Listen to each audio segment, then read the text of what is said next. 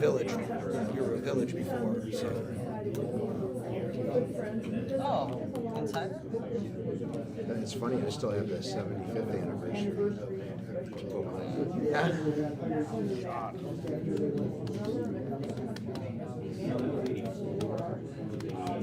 All right, here we go, boys.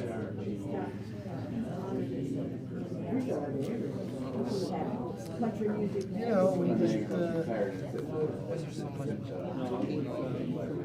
Nobody should be here. somebody said that, Doing more gigs now, or? he's doing more. Yeah, this is the most full I've seen it.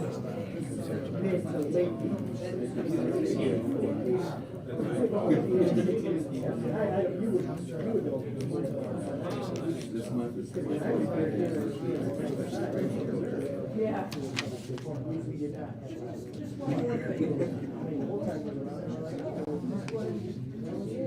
There's agendas right up here, Aaron, you can sign in if you'd like.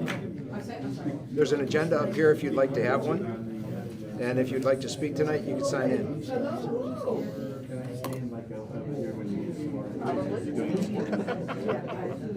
All right, we're gonna call the regular council meeting of the city of Center Line to order. It's Monday, September 8th. It is 7:30 p.m. We could all please stand for the Pledge of Allegiance. I pledge allegiance to the flag of the United States of America and to the republic for which it stands, one nation, under God, indivisible, with liberty and justice for all. Thank you.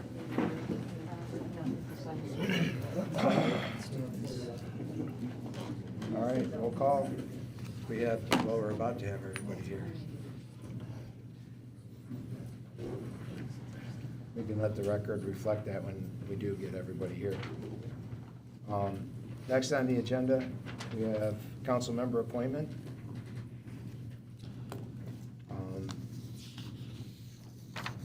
Council member Patrick Pockrant has resigned as of August 4th, and we are going to appoint a new council member to finish out Patrick Pockrant's term, which will be November 2028. So we will need to have a motion to waive the charter requirement for new appointment within 30 days because we are a few days too late. I'll make a motion to waive the charter requirement for the appointment to be within the 30-day requirement. A motion, to have support? Support. All in favor, aye? Aye. Opposed? Oh, sorry. Sorry, go on, sorry. Just wanted to make a correction. Okay. And, the term goes till 2027. Our term was till 2027. We have to do the year appointment because we switched to the even years after that election. So just wanted to make sure that we Okay. didn't screw up when we. Right, well, it's gonna end in 2028, or whenever people see fit. Yeah. All right, so, with that being said,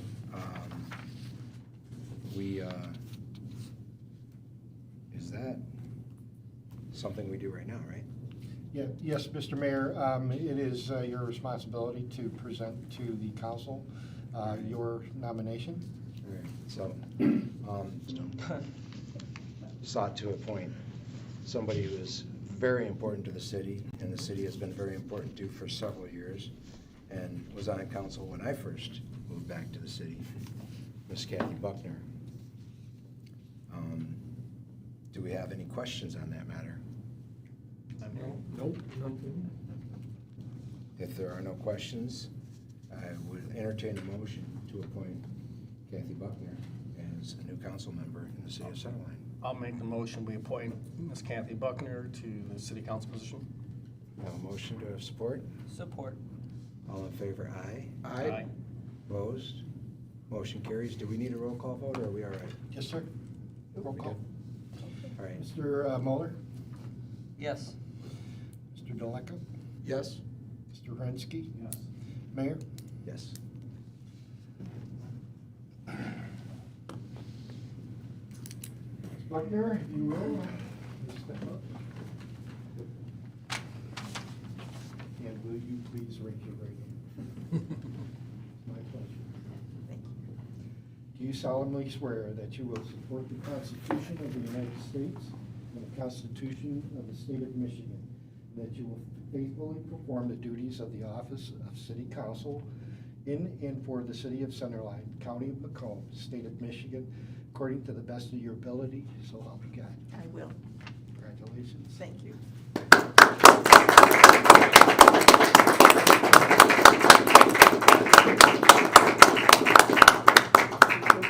See you. You gotta sign the book. I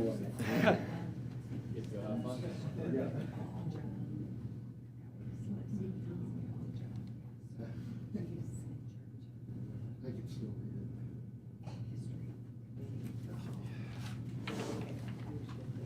Time for you to come back to this side of the table. Yep.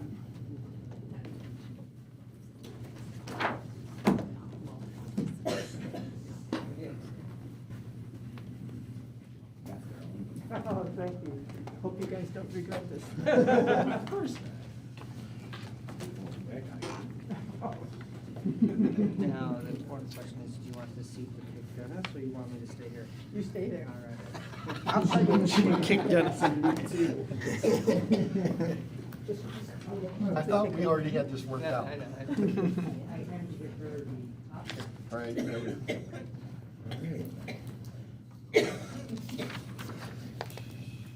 Next on the agenda, we have the adoption of the agenda. Does anybody have any additions or deletions to the agenda? None. I have one question, maybe just addition or deletion.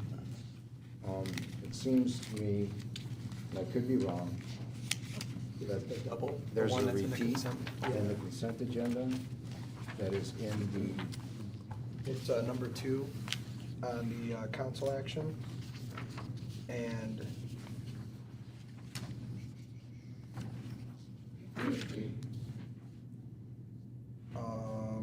number 10 in the consent There it is, agenda. number 10.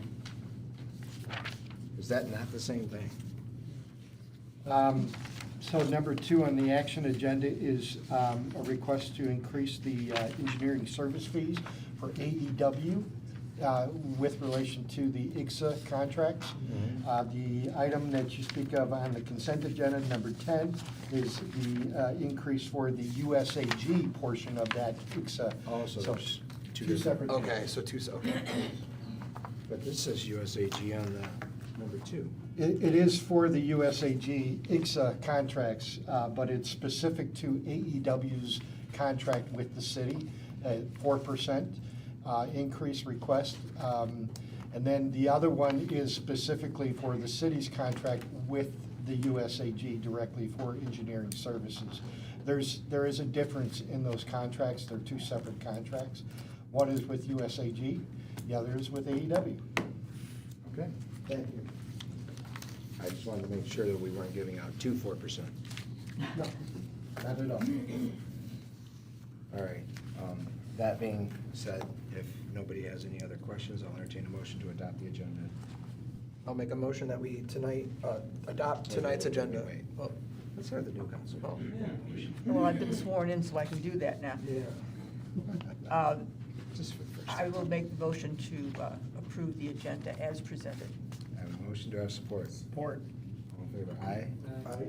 Opposed? Motion carries. Thank you. All right, next we have administrative responses to issues or questions raised during the previous meetings. I had, there wasn't really much. We looked into the hotspots, I think, with the new agreement with Warren, but I don't think that had, there was no actions on that. And then the speeding along Engelman, They and. put the sign up. They, yeah, And that, no, the tennis courts are gonna be talked about on this, and yeah, that's all I had. Is that- Anybody else? Did we, correct me if I'm wrong, but did we ask Wesley Ann to look into that a little bit more, to give a response on that? Go ahead. So Wesley Ann did send an email out to the city council members. If you guys would like Wesley Ann to elaborate on what she reported to you in that email response. That's entirely up to you. Wesleyan? Good evening, everyone, evening, council. So yes, indeed, I did look into the matter of the hotspots at Centerline Public Library.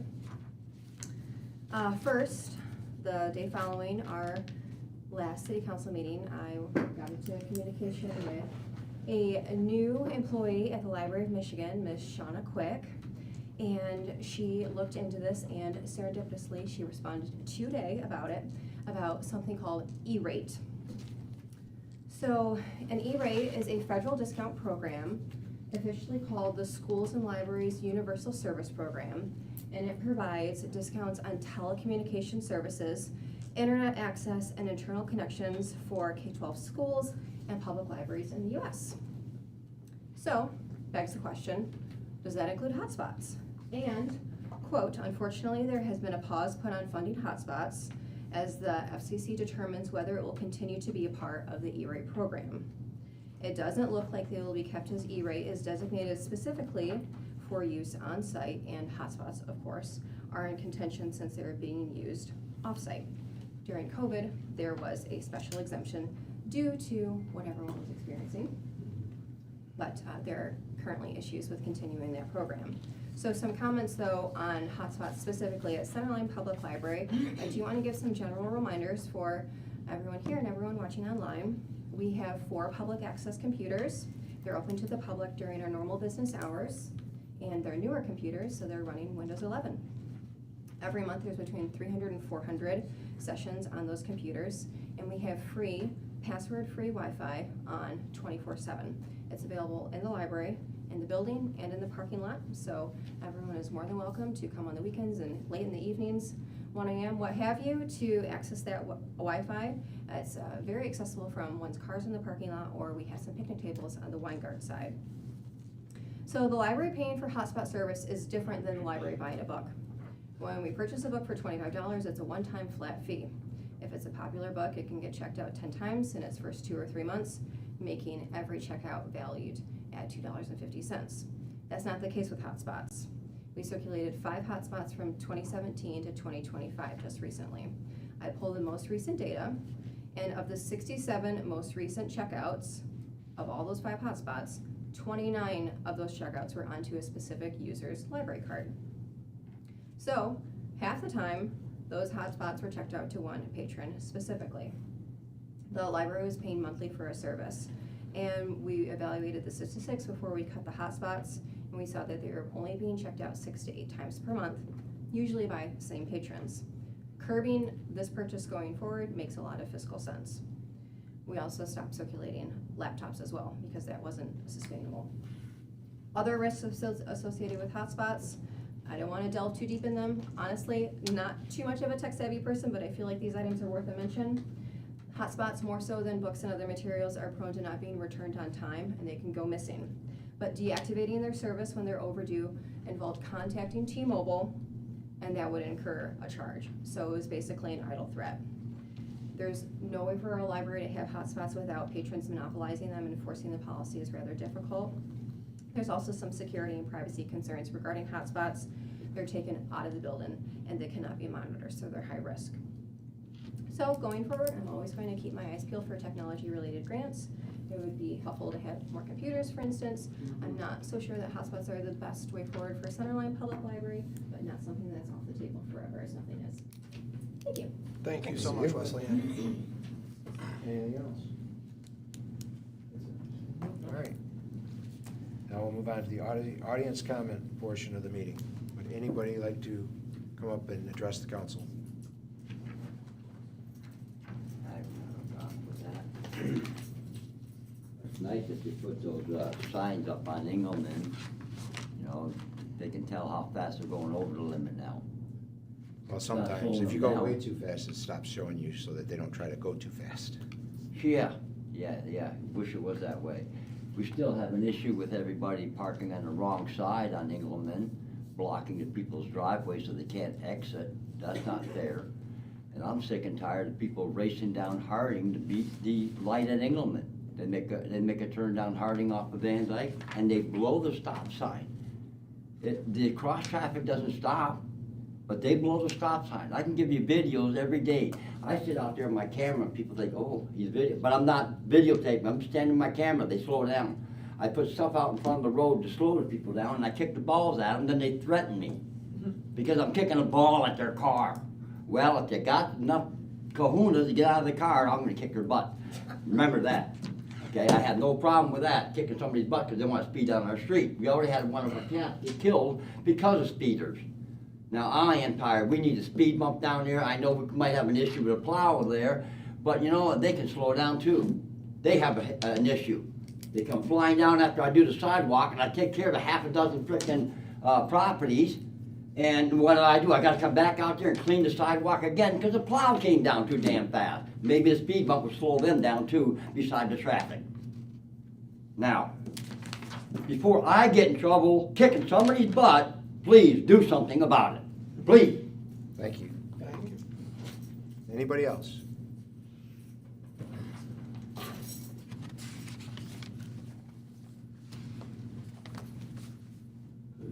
Hello, Council, City Managers. Welcome, Councilman Buckner. And maybe the plow could slow down. I don't think there's any driveways on Harding anyways, so. But anyways, moot point. If on the agenda tonight, there are a couple items maybe that I was curious about. Item 7. I got 4 driveways. Item 7, I thought this was dealt with last meeting where there was a $500,000 request, ultimately $778,000 over a 20-year period. Was it not passed? Was it just tabled? I don't remember. I don't have that in my notes, and I see if it's another one, this is another $500,000. No, this is just formalizing that The one. last meeting, we, Tabled it? no, we put it out and told the public that we're doing this. Now Okay, we're voting. that's what I missed. Thank you very much. I was, $1 million. Okay. The other thing is, on X, item X, I've been up here before, and Domino Chrysler, Stellantis is leaving, and I mentioned about maybe a land grab. They might give us a goodbye present with land grab. This might be a time to bring it up again in conjunction with the splash pad. Maybe another location, maybe expanding our recreation area. And maybe if somebody could give an update on that, please, if there's been any communication with Stellantis. Thank you. Thank you.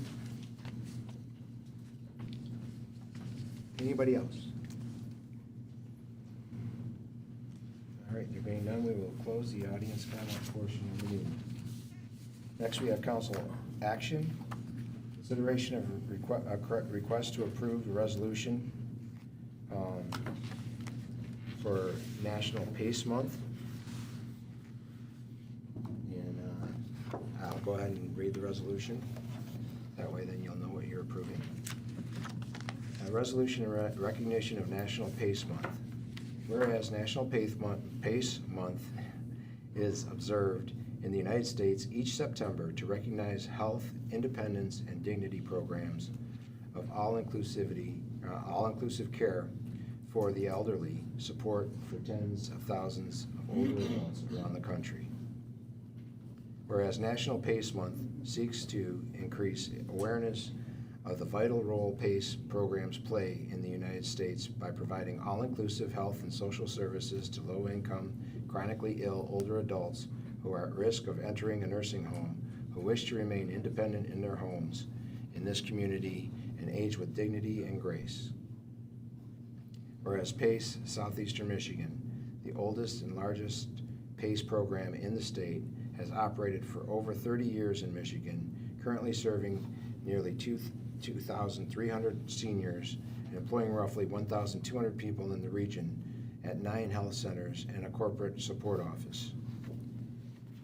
PACE Southeast Michigan cares for older adults and at their homes and at centers in Detroit, Westland, Dearborn, East Point, Sterling Heights, Clinton Township, Pontiac, Southfield, and soon Centerline, helping seniors remain in the communities they know and love. Whereas the 15 PACE programs in Michigan and over 180 PACE programs in the United States care for the elders who've helped shape the communities we enjoy today. And whereas the city recognizes the difference PACE care makes for older adults around the country and the importance of all-inclusive services for seniors who are vulnerable. Now, therefore, be it resolved that September is recognized by the City of Centerline as National PACE Month on Monday, September 8th. Anybody have any questions about that? I'm sorry, please step up. Good afternoon, good evening, actually. I'm Mary Lieber, and I'm the CEO for PACE Southeast Michigan. Thank you for the recognition of PACE and this month of September. We're very excited to say that our 10th center is going up at, I gotta get the address, 25420 Van Dyke, and it will open hopefully the first part of next year to serve the seniors of Centerline and the surrounding areas. PACE is very unique because we are the comprehensive care provider and we're the health plan for low-income, chronically ill older adults, keeping them in the community, out of nursing homes. And we do take care of 2,300 people in the Southeast Michigan. So we're proud to bring that work and this beautiful care model to your city. Well, thank you. Thank you for the recognition. Of course.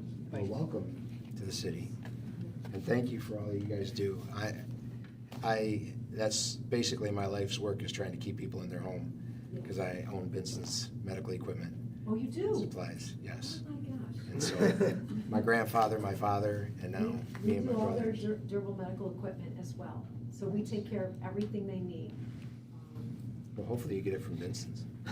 Actually, I don't know that. I'm hearing partnership, I don't know. Well, now we're in the same city, so. So thank you. Thank you. So, I'll make any a questions? motion. Then I'll entertain a motion. I'll make a motion that council approve the proclamation and recognition of the National PACE Month. Have a motion, do I have support? Support. All in favor, aye? Aye. Opposed, motion carries. Thank you very much.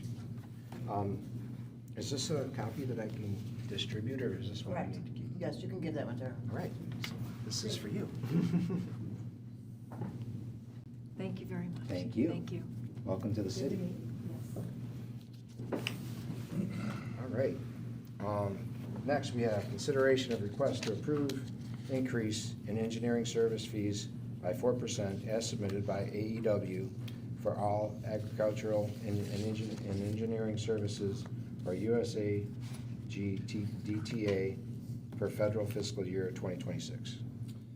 Yes, Mr. Mayor and City Council, as you may know, the city engineer, AEW, has served as the professional architect and engineer for the United States Army Garrison and Great Tank Arsenal for the past 4 years as part of the U.S. Army's Intergovernmental Support Agreement, W34WAA ITSA USAG DTA 22001, A&E services with and through the city of Centerline. As part of the aforementioned agreement, the city of Centerline may negotiate annual percentage increases that are agreeable to the city of Centerline, the USAG DTA, and AEW. During the past 3 years, there have been 5% increase for the aforementioned services provided by AEW, that being in 2025. However, during the next U.S. Army fiscal year 2026, AEW has requested a 4% increase to stay consistent with the rate of inflation, a related increase in expense for AE services being provided to the USAG DTA through the city of Centerline in accordance with the U.S. Army's IGSA agreement. Based on that information, it is my recommendation that the City Council authorize myself to formally agree to a proposed 4% rate increase for A&E services related to the U.S. Army's IGSA with AEW for the USAG DTA fiscal year 26 as outlined in the attached hourly rate schedule. All right, any questions on that? If there are none, I'll entertain a motion.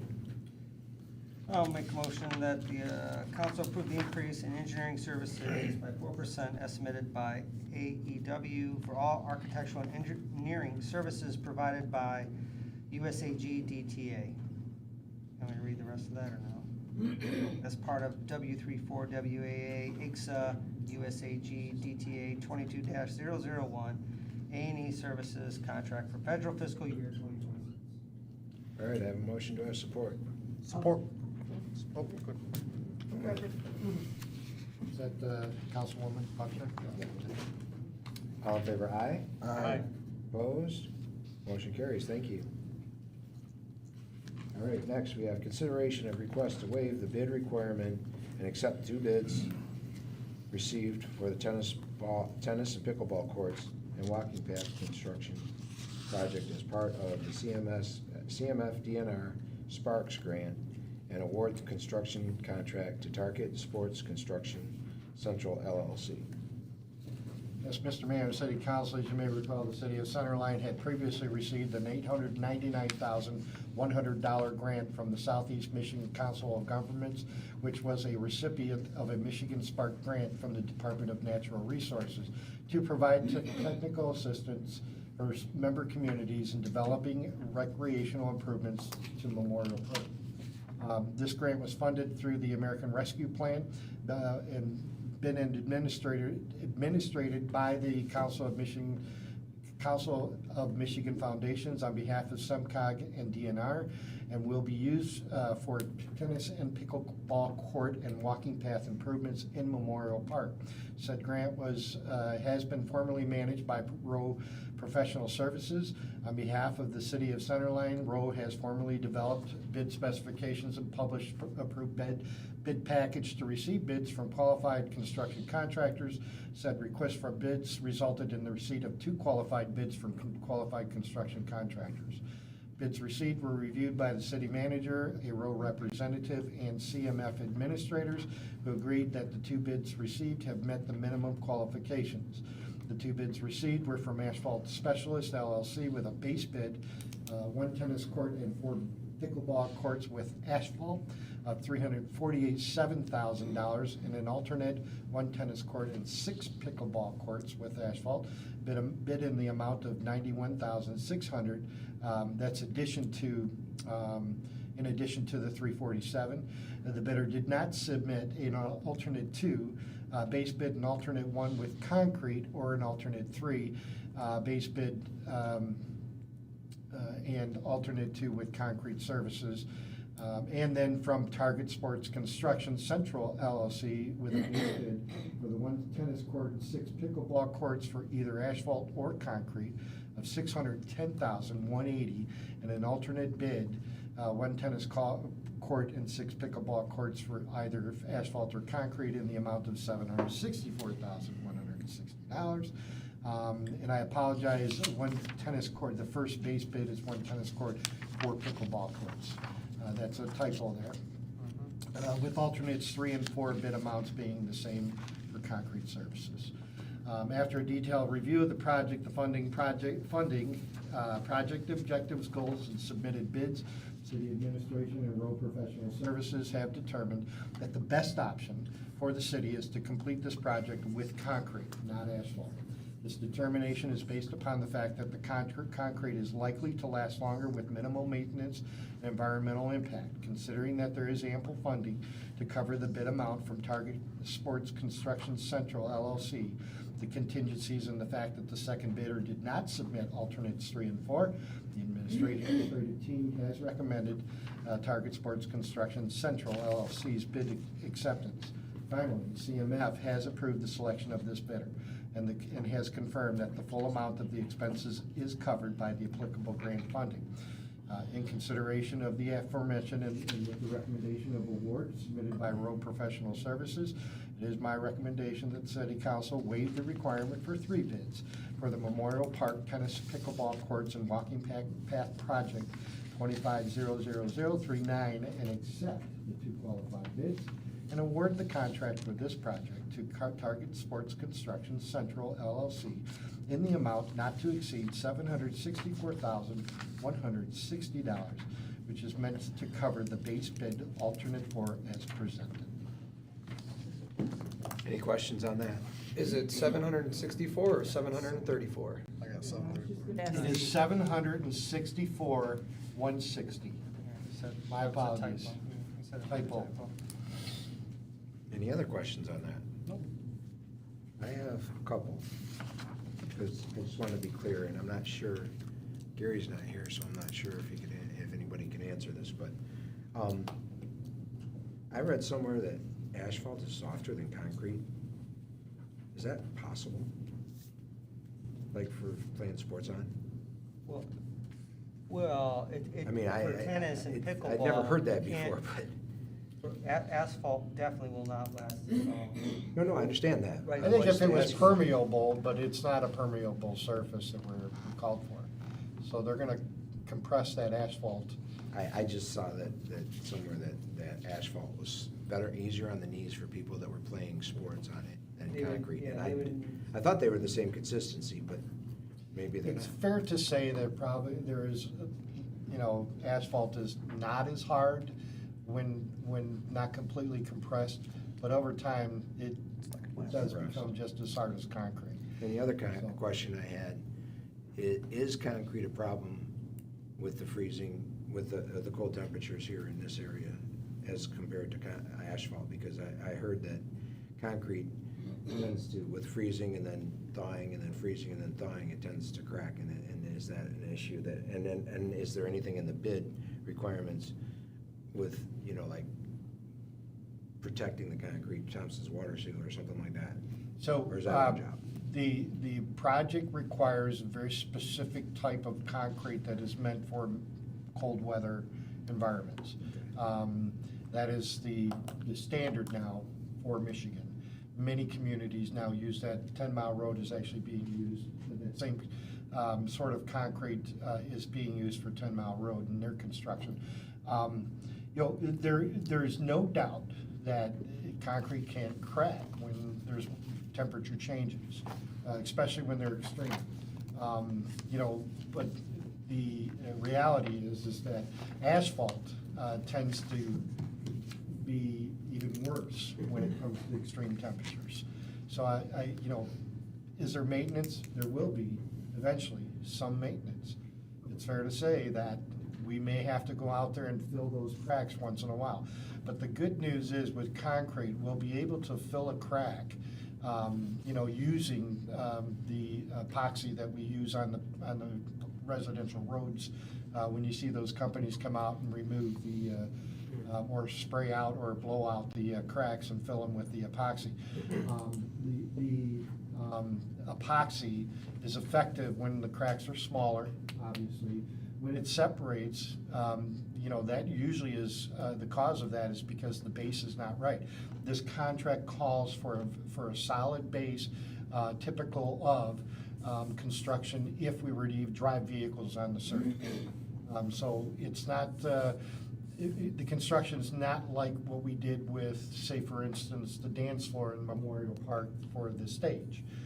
That construction didn't require the same kind of aggregate underneath or sand or, so what you're looking at is 18 inches of base that is both sand and 2 layers of aggregate, 2 different types of aggregate under the concrete. So we are making sure with this contract that the concrete does have long life, right?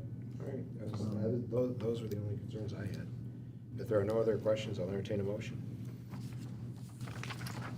I will make a motion that the council waive the bid requirement and accept the 2 bids received for the tennis, pickleball courts, and walking paths construction project as part of the CMF DNR Sparks grant and award the construction contract to Target Sports Construction Central LLC in the amount not to exceed $764,160. I have a motion, do I have support? I'll support. All in favor, aye? Aye. Opposed? Motion carries, thank you. All right, next we have consideration of request to approve contract amendment number 1 with Rowe Professional Services for additional engineering services for project number 23009, Memorial Park Tennis and Pickleball Courts for the walking paths. Yes, Mr. Mayor and City Council, this is the additional work that we had just spoke about with regards to the tennis and pickleball courts, due to the fact that we will be having additional funds remaining after the project, the tennis and pickleball court project, and the few walking paths that we did include in this project. There will be money left over, approximately $70,000. We are going to use that additional funding, one, to pay the additional cost of workload for the engineer, and then also install a new walking path from the north sidewalk to the south sidewalk on the east side of the football field, between the football field and the visitor stands, so that when visitors do come in to watch football games, now they'll be walking on concrete instead of grass. So this is the additional work that we will be presenting in the very near future as a change order to this project as previously presented. All right. Are there any questions on that? All right, I'll entertain a motion. I'll make a motion the council approve the contract amendment number 1 with Rowe Professional Services for the additional engineering services for project number 23009, Memorial Park Tennis Pickleball Courts and walking paths in amount not to exceed $7,000, resulting in a total contract amount not to exceed $57,000. Have a motion, do I have support? Support. All in favor, aye? Aye. Opposed? Motion carries, thank you. Do we know which one we're going to do? Whether we're going to get 6 pickleball courts or 4 pickleball courts? Which you just approved was for 6 pickleball courts, 1 tennis court. It's just based on usage. We know that the tennis courts aren't being used as much, but we know that there are people that are still playing tennis. Well, pickleball's become very in popular. defense of our tennis players, that is not a very good, I mean, it's pretty broken up over there and has been for a while. so. Right. I'll have to say. I mean, I've got a tennis racket and I live a block away and I'm not going on that court because I don't want to And- break anything. And you know, I think it's important to note, this court is gonna have new fencing, black chain link fencing. It's also going to have LED lights that are not gonna be on poles. It's actually gonna be lighting that's gonna be on the east and west fence lines, lighting up the entire court. So, and our goal will be to have usage actually scheduled. So if somebody wishes to use the courts, they will have to schedule that with the Parks and Rec Department. And we're not quite sure how much we're going to, charge for that usage, but because of the cost that's involved with maintaining it and so forth. But bottom line is, we'll make those decisions later on down the line. All right. Next, we have consideration of request to approve the agreement of services with Clinton Watershed Council for educational services related to the Clinton River Watershed Council and Stormwater Council. Probably don't need to say much more than that. This is part of our ongoing partnership with the Clinton River Watershed Council. All right, are there any questions on that one? If there are no questions, I'll entertain a motion. Kathy? Right, No, Kathy, it's okay. yours. Okay. I'll make that motion that the council approve the agreement of services with the Clinton Watershed Council for educational services related to the Clinton River Watershed Council and Stormwater Council in the amount not to exceed $730. I have a motion, do I have support? I'll support. All in favor? Aye. Aye. Opposed, motion carries, thank you. Next, we have consideration of request to approve proposed ordinance, specifically Chapter 10, Animals, Article 1, in general, Section 10-2, Animals Prohibited, exceptions as presented. Yes, Mr. Mayor and City Council, recently the City Council had received multiple inquiries regarding the housing of domesticated hens, chickens. The City of Centerline currently has an ordinance restricting domesticated hens and chickens with exceptions for educational institutions, Chapter 10, Article 1, Section 10-2, are animals prohibited exceptions. The City Council has requested that the city manager review the pros and cons of allowing domesticated hens and chickens to be kept on properties with dwellings within the city and review other community ordinance other communities' ordinances regarding same and report his findings to them.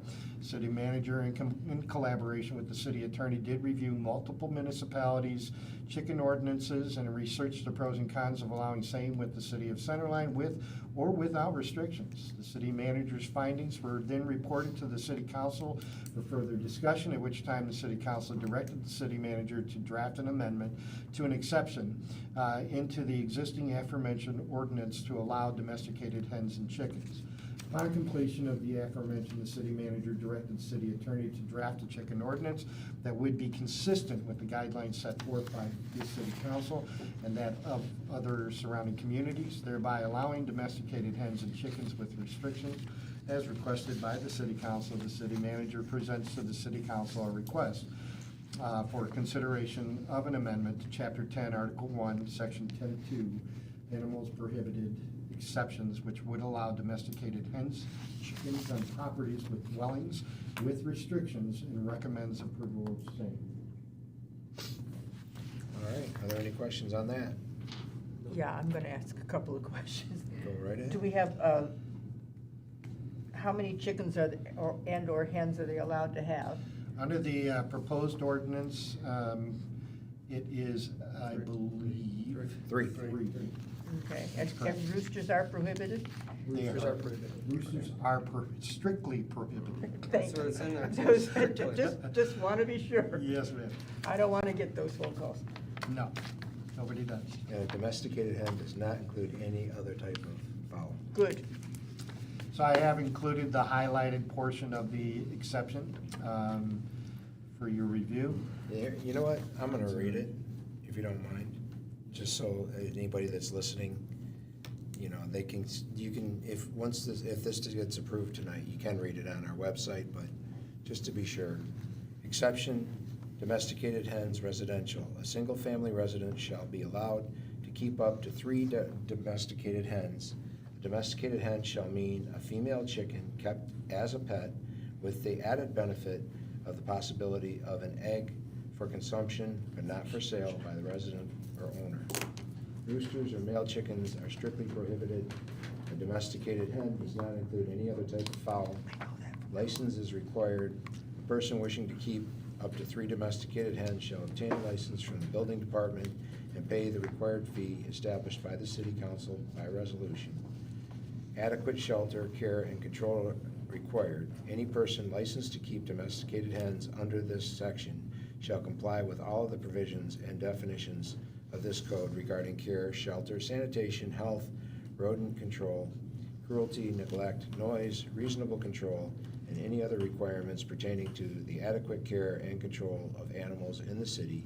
In addition, it shall be unlawful to slaughter a domestic hen for human consumption or other food source. No ground feeding. Ground feeding shall be prohibited. A feeding container shall be used for feeding, and all unused and unconsumed food shall be adequately secured and stored after every feeding as to prevent access by other animals or rodents. All feeding shall be conducted in a manner as to prevent unconsumed food to be left open or accessible by other animals or rodents.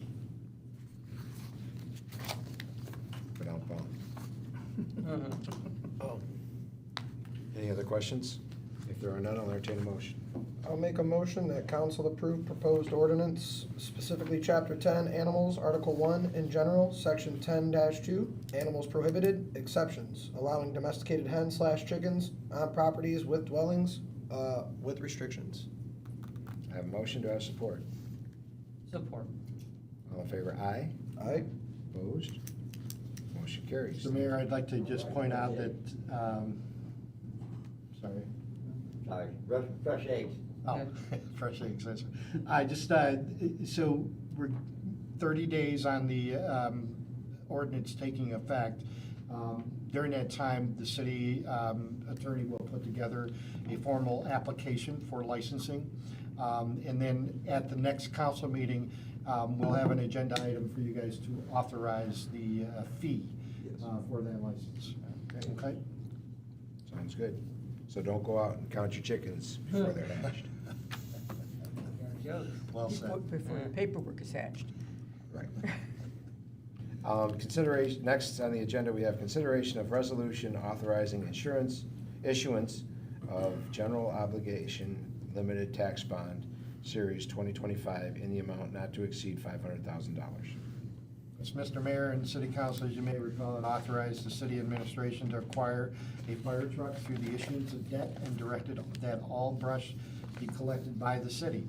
The estimated cost of these two pieces of equipment is not expected to exceed $500,000. To defray the cost of the equipment, including legal, financial, and other expenses, the city must issue a bond known as a General Obligation Limited Tax Bond Series 2025 in the aggregate principal sum not to exceed $500,000, as will be determined by the authorized officer at the time of sale, or such lesser amount thereof as shall have been advanced to the city of Centerline. Pursuant to the contract documents, it is required that the city council authorize same by resolution. It is therefore the recommendation of my office that the city council approve the resolution as presented. Any questions on that? There being none, I'll entertain a motion. I'll make a motion, the council approve resolution authorizing the issuance of a general obligation limited tax bond, Series 2025, in the amount not to exceed $500,000. Motion, do I have support? Support. All in favor, aye? Aye. Opposed? Motion carries, thank you. Next, we have consideration of request to approve change order number 002 and change request number 001, Stevens Pump Station and CLS-1 meter pit improvement, AEW-0170-0523. Mr. Mayor and City Council, AEW prepared plans and specifications for the Stevens Pump Station and CL-S1 meter pit improvements, which was approved by City Council on August 12th of 2024. This project consists of the replacement of two pumps, associated electrical discharge piping, and aperturences at the Stevens Road Pump Station. Additionally, improvements at the CL-S-1 meter pit located at 8 Mile Road right-of-way include upsizing of the metering discharge piping, providing a new flow meter suited for the larger piping and associated chamber modifications. The GLWA, Great Lakes Water Authority, owns and maintains the CL-S-1 meter pit. The upgrades included in this project will provide the necessary improvements for the city to meet the requirements of its administrative consent order with the State of Michigan Department of Environment, Great Lakes and Energy, or Michigan Eagle. Since the project was awarded, AEW has been working with the contract and GLWA to approve submittals and prepare for a quick construction process. Due to the weight of the equipment being installed in the meter pit, a new mechanism needed to be installed, a lid crane, which was requested by GLWA. Also, the city was unable to shut down sewer flow when requested by the contractor due to a faulty city valve. An underground work near an unmarked water main, which has resulted in downtime for the contractor. The price for the lid crane is $18,314.41. AEW is still reviewing the contractor's request for downtime, but the maximum exposure to the city is $4,782.85 for the downtime. Total change order would be limited to $23,097.26. These changes are necessary to ensure the project will function as intended. AEW recommends authorization of the pricing for the lid crane and request authorization for maximum exposure for downtime. During the award process, AEW had recommended a 10% contingency of $344,033. After the approval of this change order, a contingency budget of $61,131.49 would remain for any unforeseen conditions. Based upon the recommendations of the city engineer, the city manager does recommend City Council approve this change order 002 and the change request 001 for the Stevens Pump Station and CLS-1 meter pit improvement in the amount not to exceed $23,097.26. All right, any questions on that? There being none, I'll entertain a motion. We'll make a motion that the council approve the change order number 2 and change request number 1 for Stevens Pump Station and CLS-1 meter pit improvement. Not to exceed. There's There's nothing on there for that. Not to exceed $23,097.26. Yeah, it's not on our. Oh, it's not on the No, notes. it's not on my But notes. we do want, I would like to have that. Oh, I'm adding that to okay, your okay. motion, sorry. I just want to make sure that that's in there. So I have a motion, do I have support? I'll support All in favor, aye? Rensky, yep. Aye. Opposed? Motion carries, thank you. Next, we have the consent agenda. Are there any items on the consent agenda that anyone on council would like removed for individual discussion? There being none, we'll entertain a motion. We got, Oh, sorry. Collins. Would you like something full for Yes, individual? please, number 7, number 8, that was the general procedure in the office, and then 14, there's several topics from snowmobiling to OWI, and just specifically why these are being approved or updated. 7, 8, and 14? I'm sorry, I was remiss. I should have asked the audience as well. It was my mistake.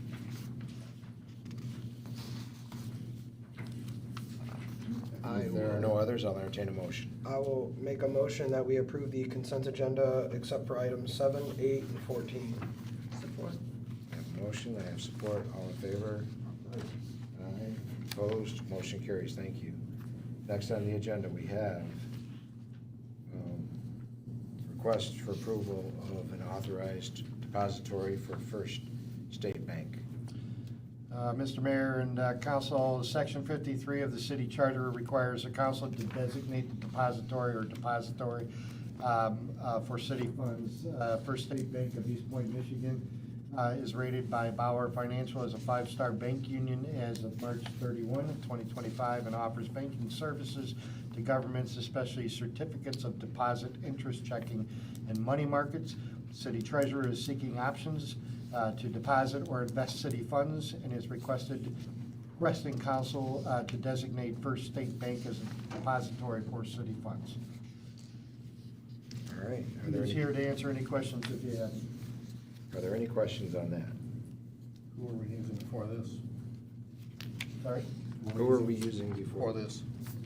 This is just in addition to what we already I have. don't think we're going to stop using what we were using. This is another option. Just, they're offering, investment opportunities that we think are gonna be very beneficial to the city.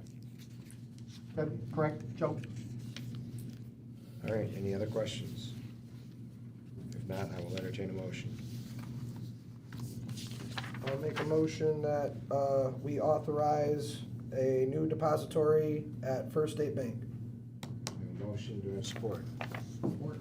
All in favor, aye? Opposed, motion carries, thank you. All right, next on the agenda, we have request for approval of an authorized depository for Financial Plus Credit Union. I assume that's for the same reason. Yes, sir. All right, are there any questions on that? If there are none, I'll entertain a motion. I'll make a motion to authorize depository for Financial Plus Credit Union. All right, I have a motion, do I have support? Support. All in favor, aye? Aye. Opposed, motion carries, thank you. Next, we have request to approve proposed ordinance amendments to multiple Chapter 70 ordinances. So, I'll get to that agenda. It's the second then, right? Um, My apologies, but I do want to cover this. As you may recall, about 3 years ago, we talked about updating the city ordinances to be consistent with current environment, current needs of the community. Chapter 70 was the next chapter that the city attorney did a review of, and they do make the recommendations as they are outlined in the multiple copies of ordinances that we're presenting to you today.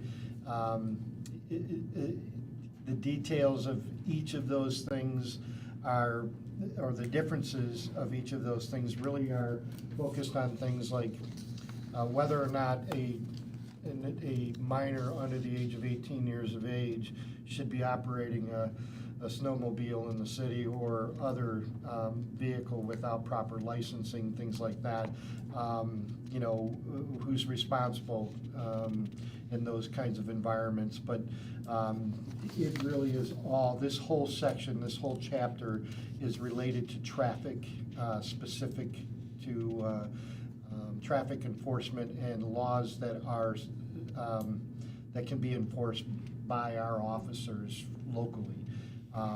So it's not not necessarily related to Michigan traffic law. It's more specific to Centerline and impacts on our community directly. As you well know, one of the things that this council has approved in the past is the ability for individuals to drive golf carts on non-state or county trunk lines. What we have experienced in recent years is a litany of cases in smaller communities that are allowed to have such laws. There have been a lot of issues with crashes with golf carts, is one example. So the city attorney did address some of those concerns locally, because those concerns are something that we, Centerline, you know, does allow. Unlike our city that surrounds us, to allow golf carts because of their size. Smaller communities are, but we have to control it. The state doesn't give us, tell us, hey, you're allowed to do it, but we're going to give you laws to control it. They want us to control it, and that's kind of what we're doing here. That's one example. Are there any specifics in the law or ordinances that you wish to refer to? Then I can get to that section if you want.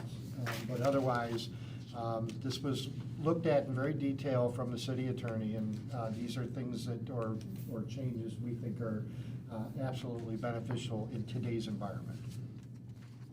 So this is basically something that we undertook because some of the laws, ordinances that we've had on the books for years and years, things have changed, times have changed, rules have changed, and we have to make sure we keep up with it. Is there one specific one that you have a concern with? Exactly.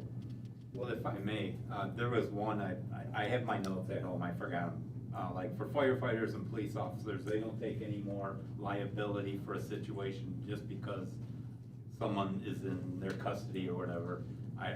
That was one of them. Another one was OWIs. I think it was like a cost recovery. Is it just the verbiage is changed that somehow they recover it? There's something in there on OWIs. Just things like that that was just. So the OWI really, the making of a traffic stop and arrest by a public safety officer when a driver is operating the motor vehicle while under the influence of, what was incorporated into that was the word marijuana or another controlled substance. Now, controlled substance was in there, but we specifically identified marijuana. And the reason for that, obviously, is because Centerline is opted in for marijuana. So we have facilities that sell marijuana, both medical and adult use. Thereby, when somebody leaves a facility, the state law is very clear. You do have to store the marijuana in a secure part of the vehicle. You can transport it from point A to point B, but what you can't do is consume while you're driving a motor vehicle. So they specified or became more specific in the ordinance by incorporating that into either an OWI or an impaired situation. That would be one example of the change. So another change that I just thought of was bicycle licenses. That was something that apparently that was big in the 40s and 50s and earlier, no longer done, so we removed it, right? But what about with some of the electric bikes? So we did cover that, and that is specific to no sidewalks, right? So motorized vehicles are not allowed to be on sidewalks. They have to be in the street, especially now that we're moving in a direction of where we're, you know, having inclusive bicycle lanes and things like that. So the objective, again, was to go be consistent with today's environment. Bicycles can be bicycles that are not motorized, can still be on the sidewalk, just to be clear. especially when it comes to young children. Any more? I just want to make sure I'm clear. Like I said, I forgot my notes. There was one section in there addressing police officers and firefighters and not taking on as liability. Is there some change in there that protects our firefighters and officers more than what was before worded in the ordinance? Nothing I can think of. Are you referring to the savings clause? Yes. Okay. Nothing in this division shall be construed to affect any suit or proceeding in any court, or any rights acquired or liability incurred, or any cause or causes of action acquired or existing under any act or ordinance preempted. Nor shall any just or legal right or remedy be lost, impaired, or affected by this division. Nothing in this division shall be construed to diminish, affect, impair, or waive any governmental immunity provided to the city of Centerline or its officers or employees or agents under the Government Liability for Negligence Acts. So this was added simply because of the fact that this Government Liability for Negligence Act was implemented by the state of Michigan. And so we needed to make that statement to protect our officers and the city from potential liability. Thank you. All right, any other questions? There being none, I'll entertain a motion. I'll make them approve the proposed ordinance amendments to multiple Chapter 70 ordinances. Have a motion, do I have support? Support. All in favor, aye. Opposed, motion carries, thank you. Open discussion. Number one, splash pad. Okay. We Well, just weren't gonna wait for Rich to bring it up. Whatever. No, what's, go ahead, Dennis. so as you well know, the city of Centerline did receive a grant, approximately $999 or $993. The grant was approved, well, I should point out that it was an appropriation that was secured by Senator Peters' office many years ago, or several years ago. The project has been placed on hold multiple times, mostly due to federal restrictions that the city of Centerline didn't necessarily agree with, or we believed were misinterpreted by the federal government, specifically Housing and Urban Development, who was the administrator on that particular grant or appropriation. Since that time, and we did get an environmental review done and aggregated all the projects that needed to be aggregated into the environmental review for Memorial Park. And as you well know, we've invested millions of dollars into Memorial Park, and the splash pad was supposed to be part of the over $3 million total in upgrades. However, since the delays and the problems that have arose out of the environmental review, and in consideration of the fact that right now we are estimating that the cost of the splash pad will be approximately $2.2 million, which means that the taxpayers of Centerline would have to foot the bill for more than half of the total cost of the estimated total cost of installing a splash pad at Memorial Park. We then began to discuss because we realized that there wasn't funding available to cover the other portion of this, and this cost was rising rapidly. We did take note of the fact that beyond the fact that Centerline did not have the funding to cover the difference, we began to realize that the cost of maintenance was going to be extensive.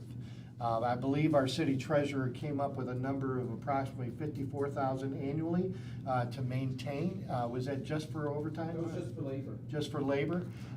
We anticipated that the cost could exceed $80,000 plus. Again, these are just estimates based on costs that we know that have occurred in other communities that have decided to move forward on installing these splash pads.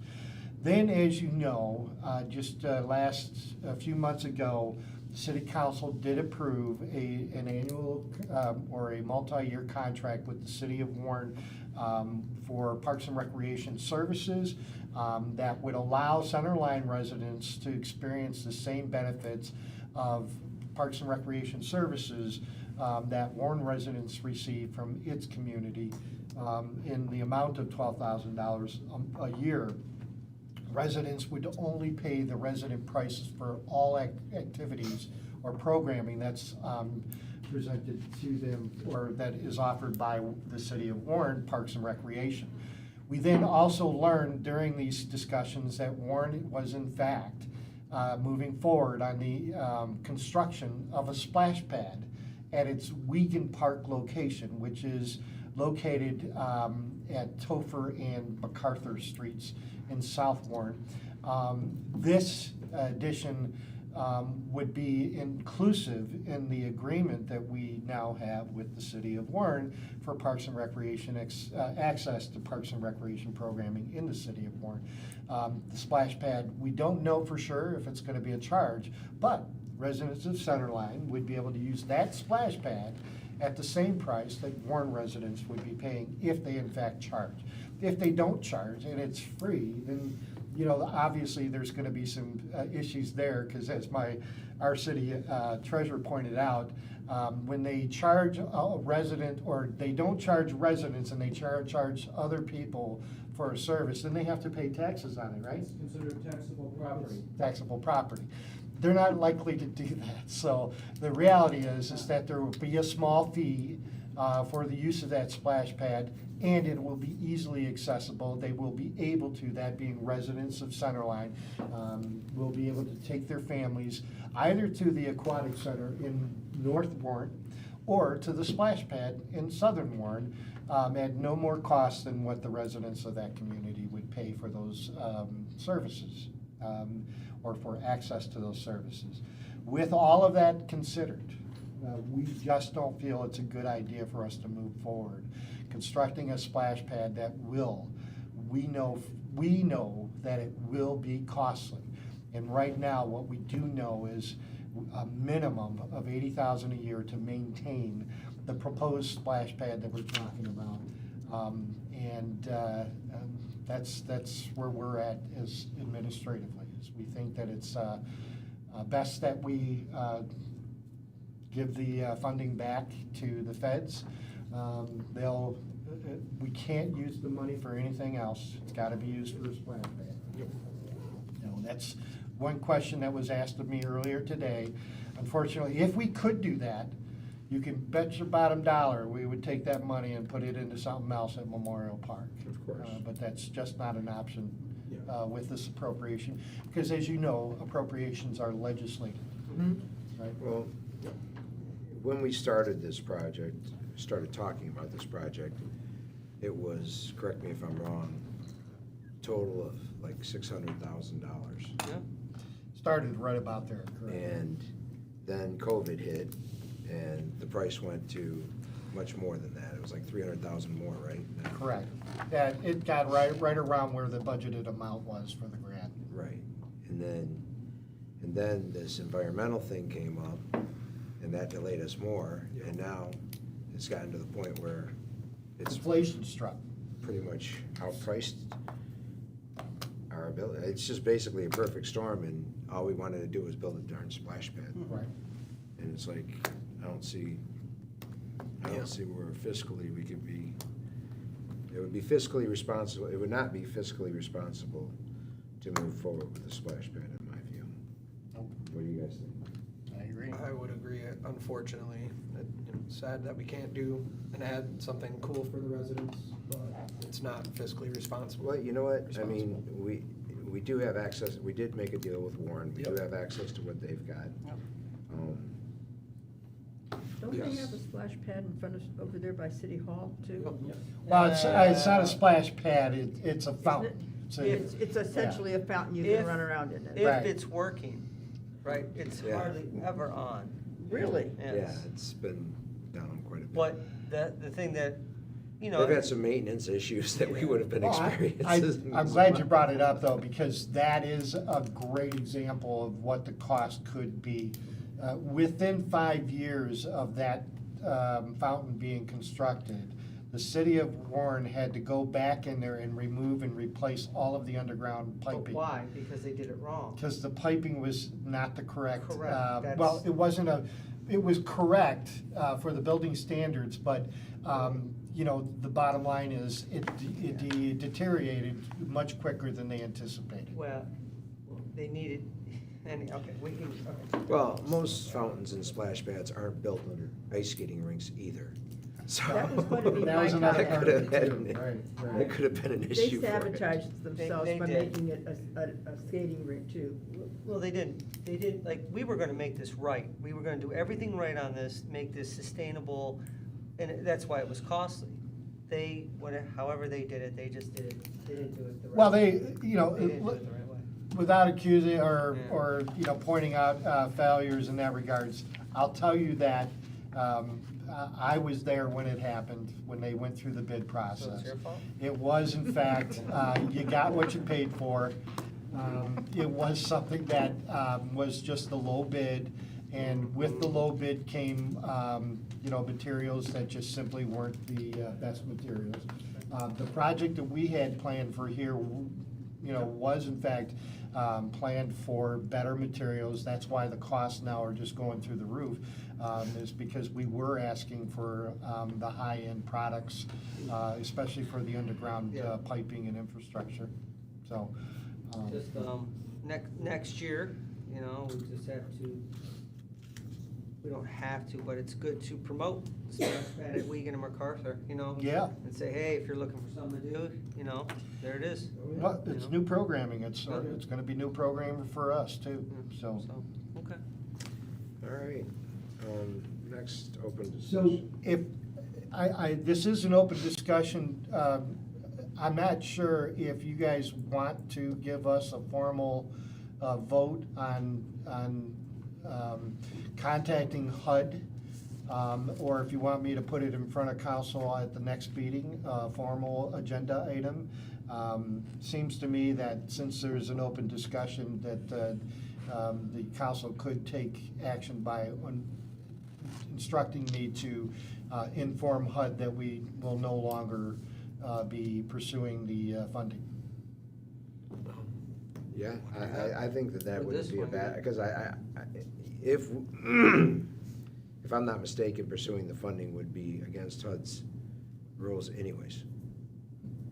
Well, we fixed that part. We did get the environmental review, so. Oh, we did, so we did pay for that. We did pay Macomb, or we did not have to pay anybody. Macomb County's Planning and Economic Development did it Oh, okay. at their own cost. All right. So it was done without cost to us,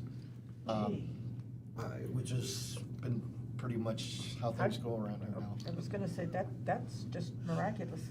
Yeah. Go ahead, Councilman. I will make a motion that, we deny the HUD money and what? Can open discussion, can the audience say anything? I'm sorry? The audience wanted to say something during open discussion? Well, Or is no. this open discussion for It's us? open discussion for the city council. Yeah, Clear. Yeah. sorry. Talk to you after. Make a motion to deny the money that HUD was giving us for the splash pad. Well, it wasn't HUD. Yeah, The just federal government. to be clear, we do notify HUD because they are the administrator, so we're gonna reject funding. Yes. For the splash pad. Motion to reject the funding for the splash pad I notified HUD of that. and notify HUD of that. All right, I have a motion. Do I have support? I will support. All in favor, aye. Aye. Opposed, motion carries. Thank you. Next, we have co-location of library and parks and recreation.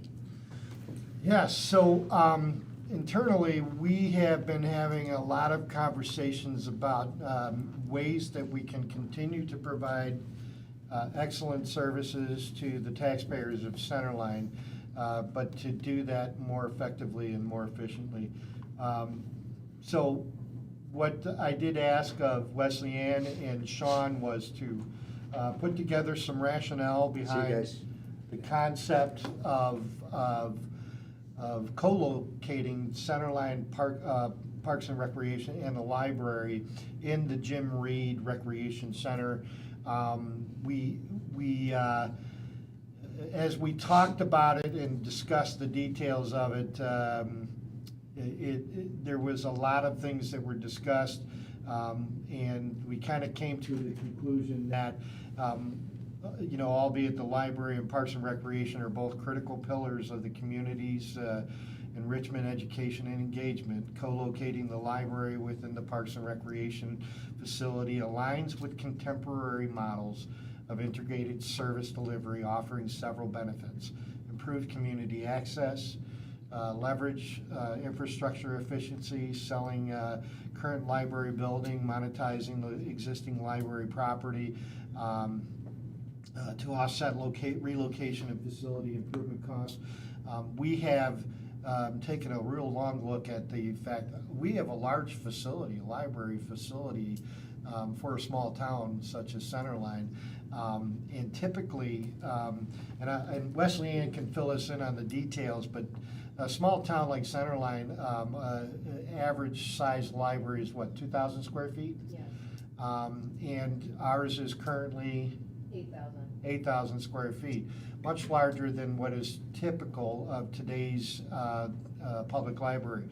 The fact is, library functions have decreased in a great way with regards to using the publications that are in our facility now.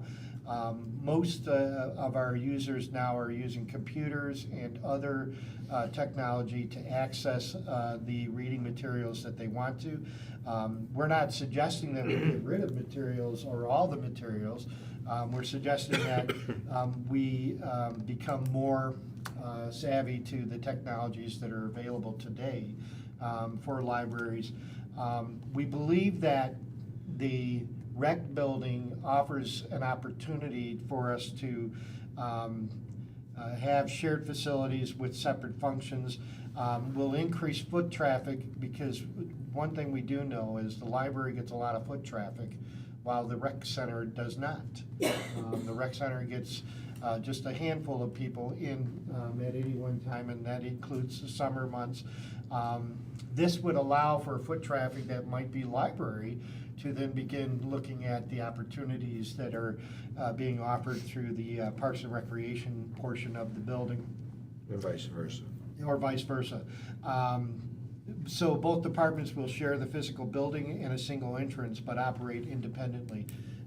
One of the things we talked about was, and probably the most popular one was taking the large game room area and closing it with glass walls, glass doors, so that you can see inside of it as you come into the building. Placing a receptionist desk similar to, if everybody's not familiar, Warren Community Center. That's currently set up is there's a reception desk where people using the facility come in and they check in at that desk before they go into use the building or portions of the what's offered in the building. Something very similar to that, have a receptionist desk at the entrance. And as you well know, the entrance of that building is brand new doors, sliding doors, and so forth. So somebody would walk in, they would say, I'm here for the game room.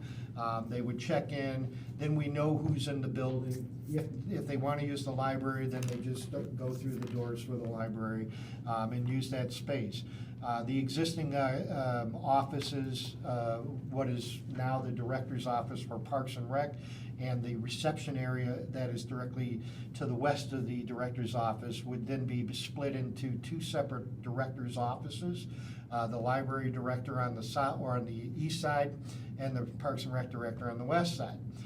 The two outside rooms that we had available for rentals, the smaller of those two would become the pool room or the game room. Table games are not being played other than pool. All the other table games that we have in the Parks and Rec game room right now, they're just sitting there collecting dust. And so we think... Well, they're a good place to put the signs for the festivals. They are. So we thought maybe what could happen here is the smaller of the two rooms that are on the west side of the building become the pool room, the game room. That space then can be part of the rental of the larger space when that becomes the case. They can use it then for allowing their users, the renter, to play pool if they wish to do so, or we'll buy covers for each of the two of the tables that we'd like to put in that room. And that way, then the user of the larger room can use that as a service area for food delivery, or when they provide food for their attendees of their events. So that's kind of the gist of what we're talking about. We would, through this process, remove the remaining asbestos tile floors and replace them with epoxy floors similar to what we already have inside the kitchen area and the two rental rooms or meeting rooms. We would renovate the existing bathrooms. One of the things that I talked about was the removal of the storage space in between the two restrooms and expand the size of those two restrooms and full updates to those two restrooms. Replacement of all of the toilet components or urinal components, sinks and so forth, but full updates to the restrooms, add a lobby reception desk, and pretty much that's it. I mean, the possibility of replacing windows and doors, at some point, other doors other than the main doors. But as you well know, the rec center has been updated. We've already done much of the work for that facility. But we do believe that in the end, what we're talking about is we would be able to clearly visualize, and directional signage would delineate the spaces, ensure each department maintains its unique identity and mission, all under one roof, while the operations remain separate. Co-location allows occasional joint programming, which is already happening. I mean, joint programming between the two departments has already been a key component to our unique services. For the benefits for the community, one-stop access to essential services, improved accessibility for families, seniors, and youth, community identity through centralized civic services. For the city, long-term cost savings, lower facility maintenance costs, better utilization of square footage, strategic real estate management.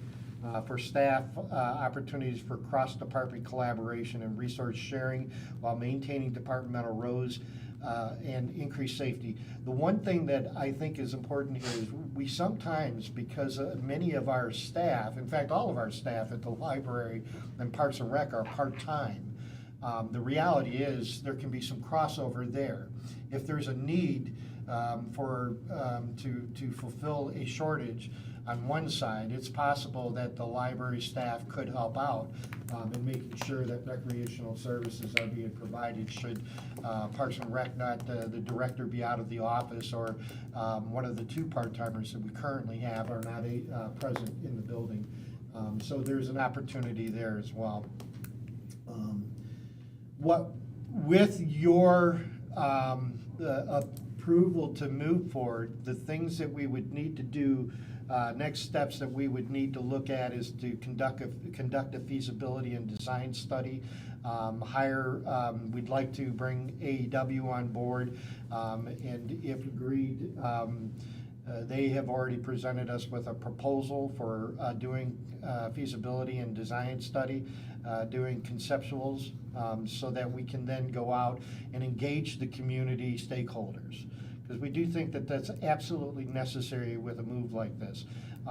So we'll go to, what I'd like to do is ask the Library Commission and the Parks and Recreation Commission to come to a public meeting with the City Council to present any concerns, objectives, missions, goals that they'd like to be considered, or object entirely to the whole concept. The idea, though, would be to engage the community, appraise and initiate the sales process for the existing library building, and then develop the architectural operational plans for co-location. I would like to explore that avenue and have a stakeholders type conversation with the people that volunteer for the library and are involved in the rec commission and the citizenship to see what their thoughts are on this. My first thought is, it sounds like a good concept. I don't like the idea of reducing the space that we have in the rec or the library. And, you know, I would be more apt to think about trying to find the money or a grant or something to combine them both and actually build, but make that, the James Reed Recreation Building bigger in order to do something like this, because taking away one of their rooms and stuff like that, because people, the way our rec gets used the most, in my eyes, is people renting those rooms for different things and stuff like that. They really do, and people really like the ability to do that. So I would really, that's something that I would like to hear from people about their concerns, because concerns were popping up in my head while you were talking. Yeah. And So, yeah, we'd still be renting out the larger of the two rooms. no, I understand. I have no doubt about that, but I just, you know what I'm saying? I think that we really need to, my thoughts are that we should get some feedback from the people that have been involved in that sort of thing. And this is just to conduct the study. Right, because Yeah. there's a million things that, you know, is going through my head about, you know, the size of the room, how cold that room is. Yeah. Separation of that and the rec center to make it more quiet. And then you have to change some things in the rec center too, like the back office, either get rid of it or refurbish it for an office. And is there gonna be a librarian? You know, there's 8 million things that are going through my head right Yeah. now. Right. so. Well, one of my concerns is what's going to happen to the Friends of the Library. You're going to have very little, you'll have enough space to have an adequate library Right. possibly there, based on some of the newer models. But what would we do, and where would the Friends of the Library go? They contribute a great deal in So I- funding to the library. I have thought about that, and I agree. I think that that's something that needs to be addressed as part of this whole process. My response to that is only that we know that the large meeting room space is not always active. And therefore, what we could do is make sure that space is available for the library, for the commissions, for the Friends of the Library, for them to get together. Remember, and they do have a their thing. store, you know, they have a physical store in that building. Understood. And I don't know that. That's do you where have- they. Do you have a thought on that, Wesleyan, is beyond that? And to be clear, again, we're just early stage. I think it's important to note that that's a valid concern and one that we want to address, because you're absolutely correct. The Friends of the Library have been the biggest and most effective support group for I the mean, library. they support programs, Right. they support, they buy books, they buy fixtures, they paid for the cutting down of the existing desks so that it would be more ADA compliant. Since their inception, they have probably funded 25% of the interesting things that go on in that library. Agreed.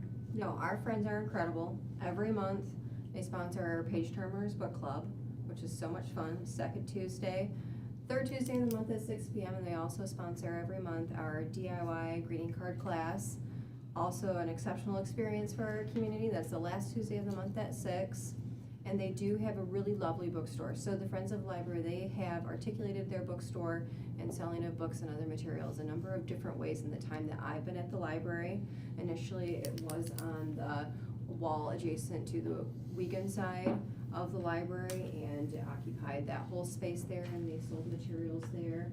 During COVID, we did a big change, and we moved the Friends of the Library bookstore into what was previously known as the reading room, and that does really well too. It's complemented honestly by how they do the honor system for payment. It's all whatever a person feels comfortable paying at that time. If we were to move, the library would effectually become a popular materials library. We would keep what's in demand, what's hot, what's now, what's needed by the community. And truth be told, with all due respect to the Friends, some of our books do sit in the bookstore. So, do they need to sit, should there be a time limit on how long they can sit in the bookstore without being sold? There's really no point with the library's natural collections as well to have materials that just collect dust and sit there without being checked out for years on years. So definitely something that I'm looking forward to hopefully being able to evaluate for the Friends of the Library, maybe perhaps our cart system, increase book sales. There's a number of different directions that it could go. Different libraries do different things. Friends bookstores are a table. Even large libraries have a system where they have their materials on a table, and it's a similar situation where it's paid by donation. Because our Friends of the Library are so great, all of our existing board members and our members too, and because the staff are so wonderful as well, I feel like a solution could be found. I'm confident that we could come up with something that would appease and be a compromise for everyone. Very pro finding a situation for the Friends of the Library to continue. However, if it may need to look different, well, change is the only constant, so. Are you very pro with moving into the rec building? I would definitely like to continue looking at it, considering it. I'm eager to take on a project like this, and I don't see it kind of all in one fell swoop. It may involve phases. Getting the library there, being phase A, and phase B, maybe looking at future expansions upon the sale of the existing library parcel. It's hard to know exactly what the future holds. I'm not really thinking about Wesley Ann Johnson and her career as library director. I'm thinking more so as the future of Centerline Public Library and the city of Centerline, and having the ability to be situated with another city department brings a lot of stability, and we've seen that in other communities in Macomb County. But pros and cons, there's opposition everywhere, so I'd like to. Great.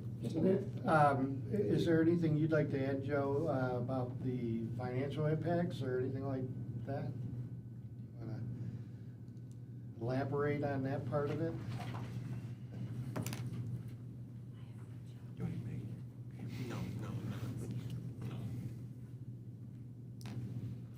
We are presently looking at approximately $350,000 of known improvements with no funding source, which would be the replacement of the roof and the replacement of the parking lot. We are not even talking about the need for new windows and doors, renovated restrooms, underground utility improvements. We didn't even bother getting an estimate on those. So This is for the existing library. this is for the existing library.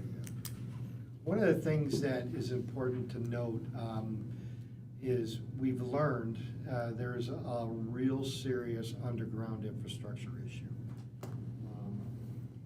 At some point in the very near future, we need to do something about that.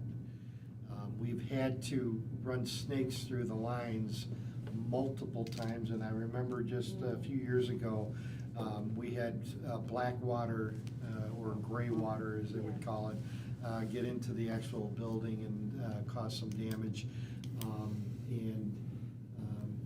Frankly, the underground infrastructure is collapsing. We had that happen in the rec center, and we had to address that directly, as you may recall. So, you know, again, we're thinking about all of those costs. We know that the library roof was going to, at some point, cost about $300,000. The bid last year, a year ago, was $262. $262. That price goes up. So right now, if I were to guesstimate existing infrastructure and improvements, we're looking at upwards of $800,000 plus for improvements that must be done soon for the existing building. And the other thing I wanted to make sure it was pointed out was what happens to the building? Well, we think that we could put that on the market for potential demolition and construction of up to 3 homes based on current building rules and zoning code or construction guidelines that we have in our in the code right now, the opportunity to have 3 homes of, no less than 1,500 square foot with garages. So the opportunity to sell the property for future developments, residential developments, obviously would result in, additional tax revenue. So, those are all things that we thought about. It just, right now, what we want to do is simply just take the next step. At the next council meeting, I would like to present to the council a proposal presented by AEW for doing the first stage of creating a conceptual, doing some research on, for potential renovations to the interior of the rec building to meet the needs of a co-location, and use the funding from the sale of the existing library property to cover our costs on that, or at least most of our costs. Okay. Well, like I said, I would like to have input from the library and the rec commissions or the Friends of the Library. Kind of like we're doing with the DDA thing, Before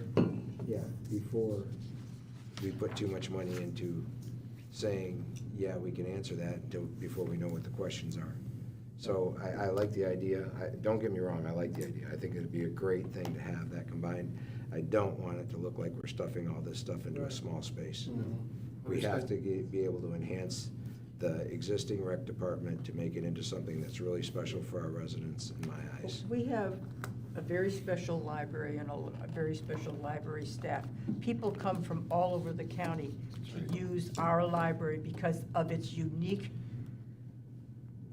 considerate staff, helpful staff, and comfortable feeling. Now, the city of Centerline had a library, well, the village of Centerline had a library. It was one of the first departments I think it this was the community first had. department. It pretty much was. And I really And the think- men's club, Yeah. it was in the basement of one of the men's club members' houses. And to forget that heritage would be falling into the big hole this whole country is falling in and destroying all of its heritage. I want you to understand that, we are considering all those things, and we want the input. Community engagement absolutely would be the second stage of this. Our first stage, though, is we need to have a conceptual, or maybe a couple conceptuals. Ask the AEW to come up with a couple ideas, one that might include a small addition on the northwest corner of the building that would accommodate some of the things that we were talking about here tonight. That's absolutely something that can be done, and I'm sure that the AEW team would, with their creative staff, be able to come up with a really effective idea. And remember that we already know the communities that are already doing this sort of thing, combining one service with another. Probably the closest example we could give you is right here in Warren, Right. with the Civic Center South or the Warren Community Center, both having libraries attached to those buildings or inside those buildings. So we already have some conceptuals that have already been constructed around us in other communities. And before I finish, I just want to thank Wesley Ann for all of her work. Everything that I just talked about tonight was information that she put together to help us be able to articulate what our objectives are. So, Well, thank you. Thank you, Wazan. I know that other communities are doing it. I just want to make sure we do it like Centerline, not like other communities. Gotcha. I guess that was my point too, Mayor, because so Because we're many not other other communities, people come to our library. Yeah. We're doing something better than any of the others. agreed. We do a lot And of we're things doing better it on than a very everybody small else. budget, and it's a big compliment to the staff, and to our director, and to our friends for making that space what it is. And the same with the rec. I'll get off my Same with the rec. I Soapbox. want them both to be able We'll to take the next step. maintain their specialness in So this I whole will situation. bring forward a proposal that I already have on my desk to the next meeting from AEW, and we'll go from there. All right, Okay? Thank you. thank you. Thank you. Council comments. Councilman Wrensky.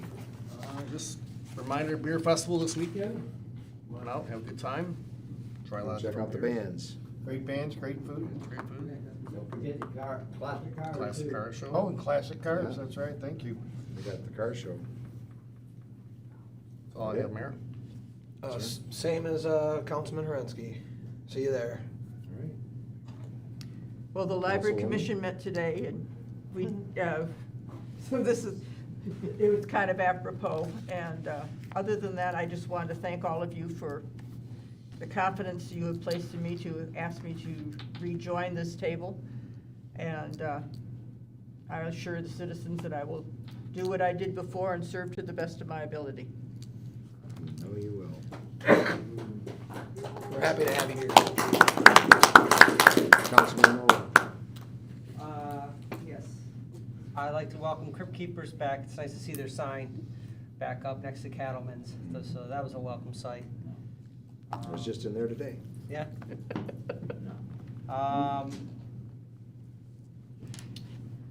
The parking along Engelman, I know was raised earlier, I think last week or the week before. I'm just hoping our officers stay on top of the CL Prep Academy when they're getting out of school and stuff. They're really log jamming that up. Yep. And, That's Especially another with the addition of the football Yeah. program they got there, that seems to be becoming a. which we love the use of it, we love that all, we just want them to be respectful of their neighbors and just obey the law, right? Mhm. So, just a reminder. Enforcement of it is what helps. Yep. And then, I have a question about, we all know Vulcan Hall, right? And they're able to keep their building up, pass code, whatever, however they do it. Slip by. But we also have the ones across the street, the ones next to Lee's Floors that have been vacant for many, many years, right? And there seems like the buildings aren't condemned, they pass, how do they keep passing everything with nobody ever in there? And how can they keep open when we have vacant building, ordinances and all the other stuff we have in place that we can't get these either sold or condemned? So across from the Vulcan Hall specifically, the owner of those buildings has claimed that he is in fact using those buildings, Okay. okay? What the use is, well, heating and cooling is one of them. Another one is Beanie Babies. Okay. For 30, 40 years, they've been doing that. Yeah. Understood. But, okay. It becomes the city's responsibility to prove that they're not operating a business, okay? One of the things that we could get them on is lack of a business license, if they don't have one. But Mm-hmm. the heating and cooling company has a business license, it renews every year, So the bakery being sold. and. Finally, Mike, the owner of that property, is selling the building. Because it looks terrible. It Does. should be, I don't know how. They and I- have a buyer. They do have have a buyer. Okay. It's in purchase, there's a purchase agreement on the table right now for Okay. that property. So how, maybe this can be a discussion for another time, but how can we get them to prove that, like the Beanie Baby, that there's actually someone going in there every day? Do they have a valid business license? You said the heating and cooling I think does. that's Okay. something that you can check is, we'll check business licenses, we'll have ordinance enforcement do that. That is their responsibility and we'll ask them to look into that. Does our business license require hours be posted and stuff like that? So the application does include, but the initial application does require the matter of operation, or manner of operation. What's going on? The hours of operation. Each of those things on record then can be used as, if you're not doing that, you're Then not you open for can't get business renewal. during those hours, then you're not in compliance with the business license law. And the license could be revoked, Okay. thereby then forcing them to either activate a business or register it as a vacant building. Now, I will tell you that we're still having a hard time trying to get some of these owners to register their properties as vacant properties and get them registered and inspected like they should be. That is something that we're putting a lot more attention in. I know our ordinance enforcement, Dave, you there? Yes. Dave is trying to get these vacant properties identified. But, you know, again, every property either has to be a certified occupied property, a certified non-owner occupied property, or a certified vacant property. If So, it's not one of those things, then there's a problem. so we need to start rattling the cages then of these businesses. And Dave, tell them about how we're rattling Oh. cages. Okay. for lack of- So, I have a prepared list on my clipboard. I am going around. The property in question, the Old Ethnic Bakery, the 25055 Van Dyke, has been given several warning notices to register his building as a vacant building. And with that, and I'm sure you're aware of, comes those inspections. In fact, I do believe we should be in court, if not this month, next month. Unfortunately, when there is no compliance or there is no communication, we have to write citations. And it So takes- things are moving forward. Unfortunately, sometimes it takes a citation to go ahead and give them a little boost to. Which we should, right, which I hope we do with, because. Listen, there's been enough pressure placed on that particular owner that he's actually actively trying to sell the property. For the bakery or for the other ones? He has two properties in the city, if I recall. Yes. The Ethnic Bakery and the former PVH Yes. building. The PVH building now is under new ownership. The owner of Diamond Painting, which took over the Centerline heating and cooling facility next to Martin's there. I just saw and there's- Renovated that building beautifully. That owner is now the owner of PVH, and yes, they have a lot of plans for the building. Interior, exterior upgrades, so we'll finally get to see some occupancies there. I just, in hard 7 to years, watch, we I don't, know. we need to, in my opinion, we need to just ticket them until, they can't, we have laws in place, right, for this stuff. And if they're not complying, the leeway has been given already, right? I mean, in 30. Well, the amount of years it's been just Right. shows the. There limit. should be really no more leeway. They've had enough leeway, right? Well, again, I think, you know, because of the pressure and because of the vacant building law being put in the books, that's helped us a great deal. We're now starting to see these property owners wanting to move the properties. The Vulcan Hall property owner, they've been sitting on that property in its current state for how many years now? Before I And was they're ever on council. finally selling the property. They finally have it on the market. And we've talked to the DDA about the possibility of partnering with a financer to purchase that property so that we can control its future and the development of that property. So we're trying to get these things addressed, especially now that we have more laws with teeth in them. Do we need to strengthen those laws any more, or? It's impossible to go beyond what we already have in the Okay. books. There's just no legal way for us to take it any further other than going to condemnation. And condemnation is something that's impossible for a small community because you have to pay the property owner market value Right. for the property, and you have to pay them to relocate, I remember that, yeah. right? And Well, the market cost- value for the way some of those properties look has got to be next to zero. Well, but the problem is you gotta have the funding for it. You gotta have the money to cover that cost. And right now, little books flying through. Right now, I mean, we know that Balkan Hall, for example, they were asking $3.2 million just 2.5 years ago. That dropped down to $2 million, and right now, they're offering to sell the property to the city for $1.2 million. Problem is, city doesn't have $1.2 million. DDA doesn't have $1.2 Are you, million. John, are you willing to go with more bonds and we can buy Balkan Hall? Sure. Oh. Whoa! Now, I did not expect you to agree to that, John.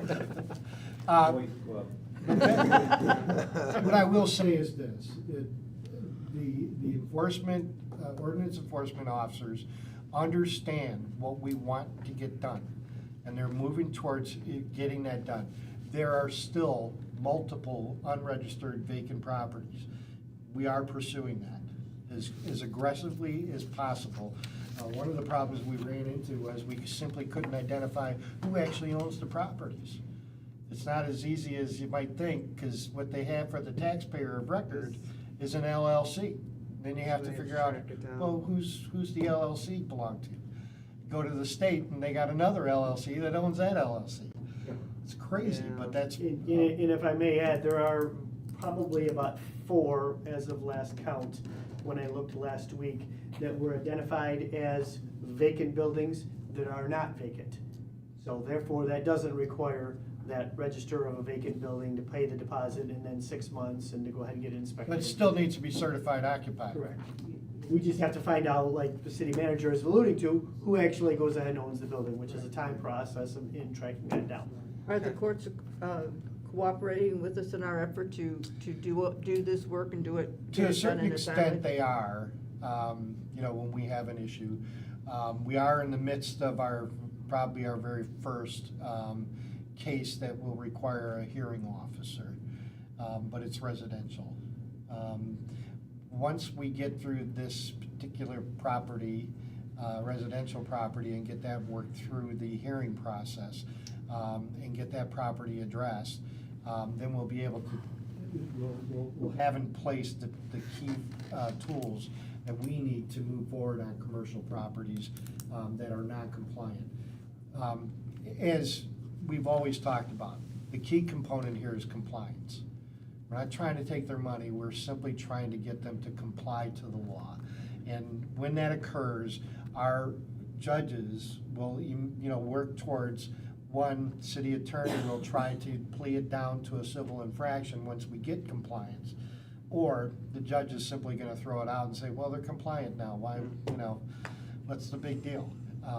So is that cooperation? Maybe not the way we want it to be, but remember, they're state judges and we don't get to Well, we have control goals that part. have to be achieved, and that is occupation of the buildings, or at least their maintenance, their adequate maintenance, so. Yeah, I mean, and nobody wants a we have a right to vacant those building. goals, the citizens have a right to those goals. Yeah. Good news is, on the vacant building side, the old Rinky Toyota site's gonna have somebody in it soon. As you Yeah, well they're know, working. Pace is gonna be in there. We know that the old PVH site is now gonna have new occupants and upgrades made to that building. So we're making headway on this. So the DDA is going to have I was gonna- breakfast yeah. Right.